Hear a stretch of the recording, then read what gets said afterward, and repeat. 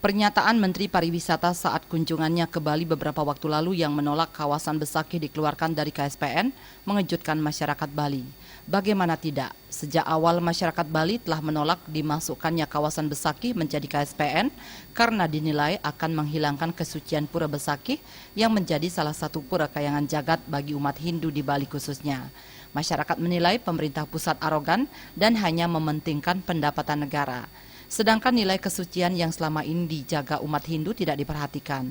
Terlebih sejak awal tim pengkaji KSPN di Bali telah menolak 11 kawasan masuk KSPN. Marilah kita artinya jangan berpatokan kepada uang. Boleh uang, tetapi dengan janganlah yang hal-hal seperti itu kita buka terlalu lebar. Karena itu, kenapa Bali turun karismanya? Pura kita itu sudah tidak ada kehormatan bagi kita semua.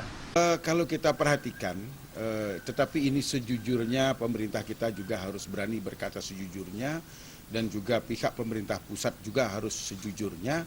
Kalau sejujur-jujurnya itu adalah merupakan sesuatu langkah ya yang ingin menjatuhkan Bali itu sendiri ketika kawasan Besakih dijadikan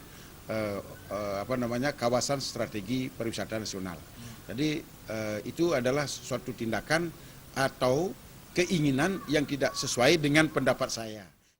Selain kawasan Besakih, ada 10 kawasan lainnya yang juga dinilai tidak cocok untuk KSPN karena sebagian besar termasuk kawasan suci umat Hindu. Untuk itu, pemerintah Provinsi Bali diminta segera mengambil tindakan, yakni mengajukan penolakan ke pemerintah pusat. Trimajo dan Indrawan, Bali TV.